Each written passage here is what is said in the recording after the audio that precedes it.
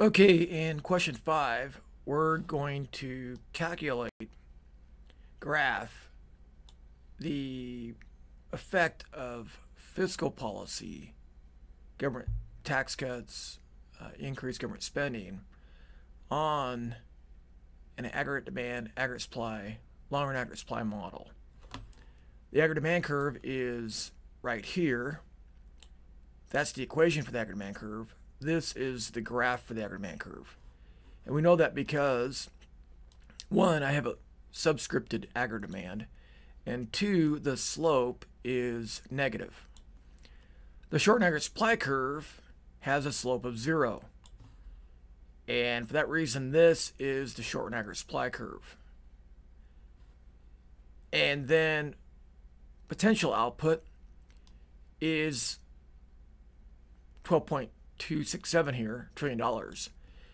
It does, this equation here says that this value does not depend on the price level, or the price level does not depend on this value. It is what it is. It's just 12.267. It's that value if the price level is 0. It's that value if the price level is $1 billion. And for that reason, this vertical line here corresponds to potential output of 12.267.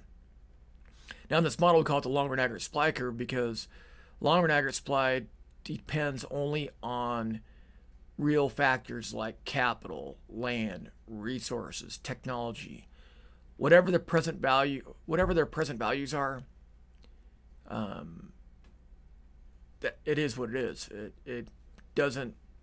It's fixed in the short run in a sense. So what this vertical line tells us is what GDP should be if the economy's at full employment, if all resources are being utilized 100%. Okay, so we can calculate this equilibrium here. Let me go ahead and label this graph.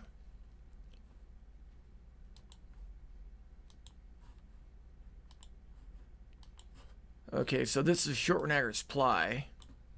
It is flat, so you can think of it as the short aggregate supply curve that prevails in a Keynesian model. This is long run aggregate supply, the value of potential GDP. And this down here is aggregate demand. And this axis is real GDP. And this axis is the price level. And the short run equilibrium is right here. This gives us GDP, and notice that graphically GDP is less than potential. The price level is just whatever this value is, right? Whatever that value is right there, and that ends up being 13. So we already know the price level. It's the intercept of this perfectly elastic short run aggregate supply curve. And the reason why the short run aggregate supply curve is perfectly elastic or flat is because amongst Keynesians, maybe political Keynesians, if you will, amongst Keynesians, they believe that prices are sticky in the short run. There's not much flexibility to them. They are what they are. Wages are what they are. Okay, and that explains why this short aggregate supply curve is flat.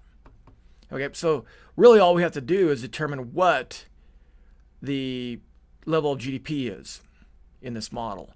So let me grab this equation up here. I'm just going to grab this part of it. And I have this really cool graphing calculator on Desmos.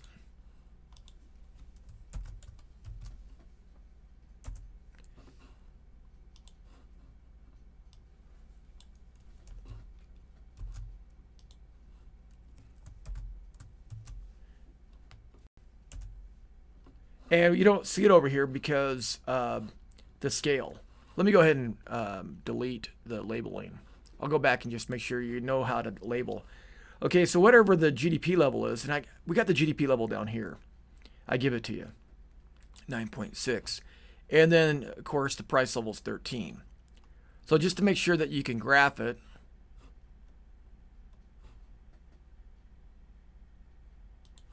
I'll put, what was it, 9.6?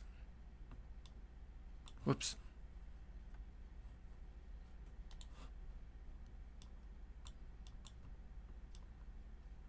Okay, so you put the value of GDP down here. You have the price level here at the equilibrium. You got aggregate demand, short and aggregate supply, long and aggregate supply, price level, and real GDP on the axes. So I'll go ahead and delete that to clear up our picture. Okay, so the problem with this is we can't see these graphs. So what we have to do is we have to change. We go over here to graph setting tools, and we're going to change the x-axis to 0 and the y-axis minimum to 0. Okay, and then notice that this is 20.2. The intercept is 20.2. So the y-axis has to be at least out to, we'll say 25. Oh, there's the demand curve, and there's the supply curve, and here's the equilibrium. So what we're going to do is we're going to double the value of the x-axis. So you see the short and aggregate supply curve is in blue, aggregate demand curve is in red, and then if you click right here, you can see the equilibrium GDP level is 9.6 and the price level is 13. Okay, so that's an easy way to calculate short run equilibrium. Okay, so we got that calculated. Another way to do it is to set these two equations equal to each other.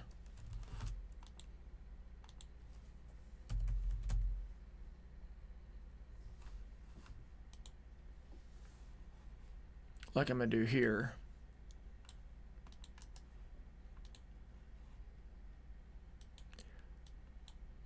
Okay, this is the aggregate demand curve. I'll increase the font size to 16 maybe.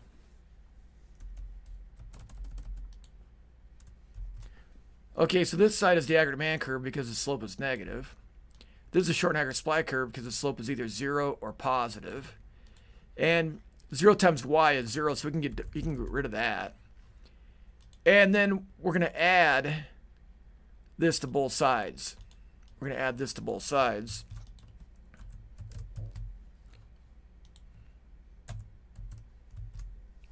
Okay, so this ends up being 0 because just like minus 1 plus 1 is 0, so is this 0. And then I'm going to subtract 13 from both sides. And 13 minus 13 is 0, so we can make that disappear. And now we got 20.2 minus 13. Now, because I don't like doing arithmetic, I'm going to put parentheses around that. And then we're going to divide both sides by this value.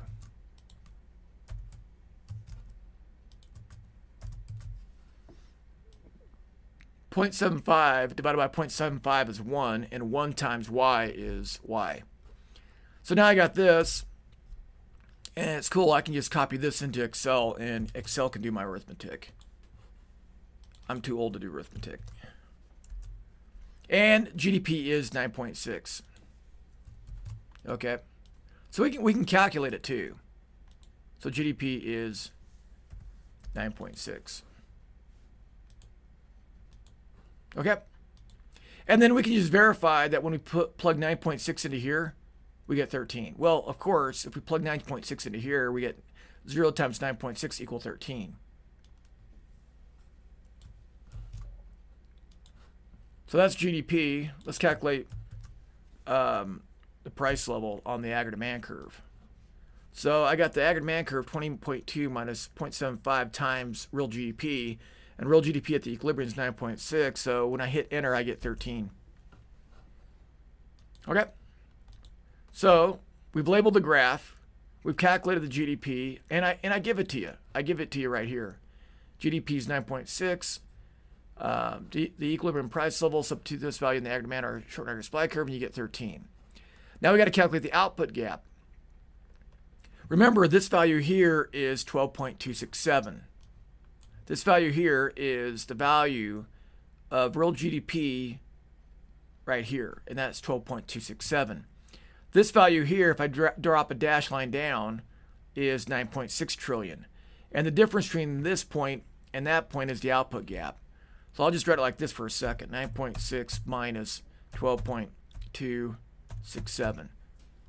This is real GDP in equilibrium, short run equilibrium, and this is the value of potential GDP. So again, I don't like doing the arithmetic, so I'm going to take it over to Excel to calculate the employment gap, or the output gap. And you get negative 2.67 trillion.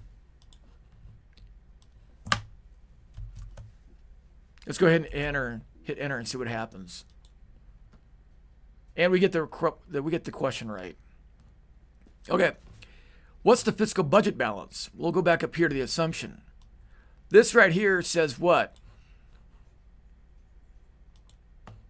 This says G equal T. Government expenditure equal tax revenue.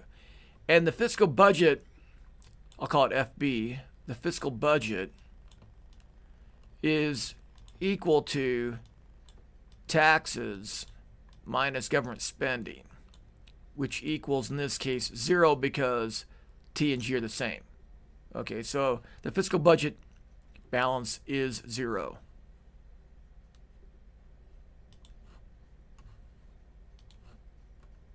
By assumption. So we'll hit 0 there. Okay, down here, the unemployment rate, when real GDP is less than what it should be, potential, then unemployment is high. And of these choices, we're going to pick greater than. And when we say unemployment is high, we mean the unemployment rate is greater than the natural unemployment rate. So when real GDP is less than what it should be, potential GDP, our resources aren't being fully utilized and people are unemployed. So unemployment is high. Unemployment being high, we know that unemployment is high when unemployment is greater than the natural unemployment rate. This is the unemployment rate where GDP is equal to potential. But the unemployment rate is high. It's greater than the natural rate of unemployment. So we hit enter, and we should get all three of those right. And we do. Okay, moving on to scenario 2. Assuming there is no lag in fiscal policy, well, that means that Congress and the president can enact it immediately. And that's obviously a fallacy. If you look at the current shutdown, Democrats in the House can't agree with Republicans in the Senate and the White House right now. So we have this government shutdown that's going on for about a month. So there is lag in fiscal policy. An example is the Bush tax cuts of 2001. The Bush tax cuts of 2001 were twofold. Give Americans a tax rebate, which took 3 months for us to get, roughly, once the bill was enacted and signed by the president. The other part was rate reductions. All income tax rates were lowered, but they weren't supposed to take effect until 2005, and the bill was passed in 2001. So there was a 4-year lag to the rate reductions, the income tax rate reductions. So that's an example of fiscal policy lag. So assuming there is no lag in fiscal policy, big assumption, fiscal policy multipliers are accurate. You learned about them in macro principles. And economic data collected and computed by government are timely and accurate. Well, that's a stretch too, because, like, for example, real GDP can be 4 months or 3 months old because that data is calculated and released every quarter. But then because it's revised maybe a couple times, GDP numbers, good GDP numbers, good, quote unquote, good GDP numbers, might be 6 months to 3/4 of a year old. So, but I would argue that U.S. government data is probably the least worst, parentheses, best, close parentheses, data on the planet relative to other nations. Okay, so a lot of assumptions here. No fiscal policy lag. Fiscal policy multipliers are accurate. Economic data calculated and computed by government are timely and accurate. A blank cut of $119 billion and an increase of blank expenditure of $86 billion results in the following aggregate demand curve. So Keynesians when we're in a recessionary gap, which we are right here, this is scenario 1, we're in a recessionary gap, they want to close this gap. And they can do that by either cutting taxes or increasing government spending. So obviously this is going to be a tax cut, and this is going to be government expenditure. And you learned this in macro principles, hopefully. Okay. The tax cut of $119 billion and the increase in government expenditure of $86 billion results in successfully shifting aggregate demand to the red equation from black to red. Okay, and the gap is now closed, right? And GDP is really easy to calculate, because where does short and aggregate supply curve, this new one, as a result of the fiscal policy, cross the short and aggregate supply curve? Well, right there at potential GDP.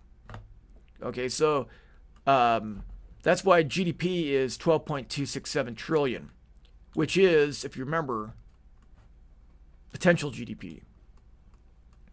So that's why GDP, real GDP, is 12.267, and it equals potential, right?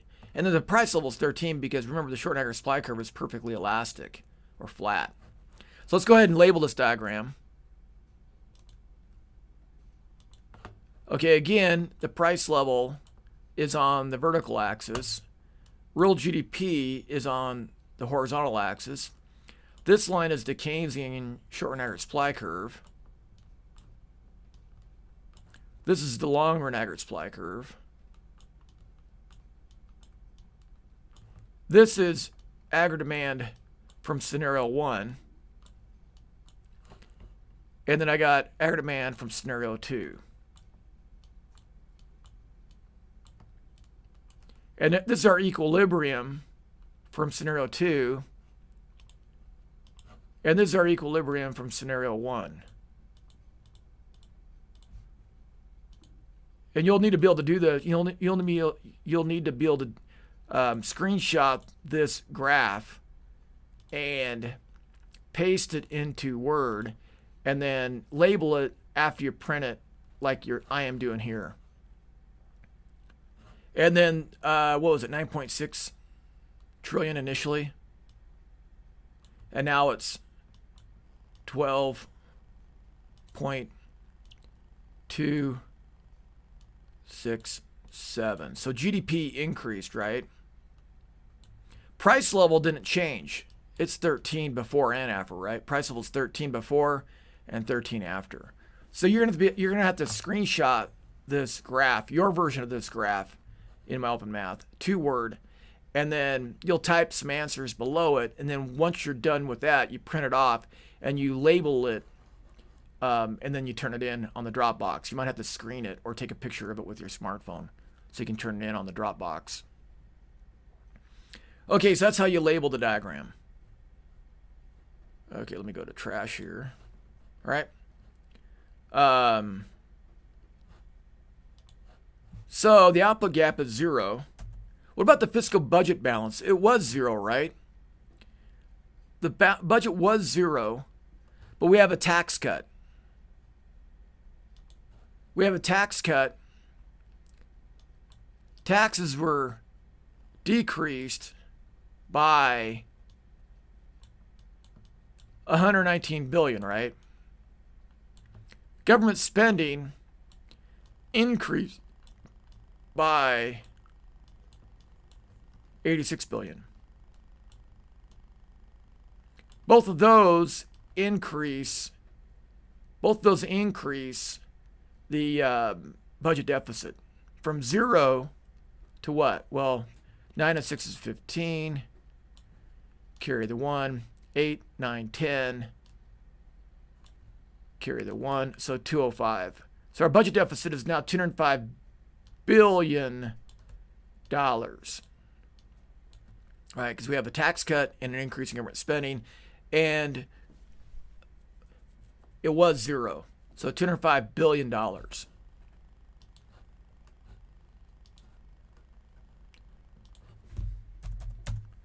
Now, because our GDP equals potential right here in scenario 2, unemployment rate is now equal to the natural rate of unemployment because GDP is equal to potential. So if I hit enter, I get all these correct answers. Oops, sorry. The fiscal budget balance is a negative 205. That's a negative fiscal budget balance is a budget deficit. So I had to put the negative sign on there. Now we got all the correct answers, right? There we go. Okay, from scenario 1 to scenario 2, real GDP increases by blank percent. Well, GDP increased, right, from 9.6 to 12.2667, right? 12.267. Let's go back to Excel. GDP was 9.6. It is now, this is what it was, and this is what it is. So you can calculate growth by doing what? What it is, what GDP is, minus what it was, divided by what it was, times 100. So this minus that difference divided by that, times 100 to turn it into a percent. So GDP increased by 12.78. 27.78, sorry. The price level was 13 here and 13 here. So 13 minus 13 is 0. Divided by 13 is 0. Times 100 is 0. So changes by 0%.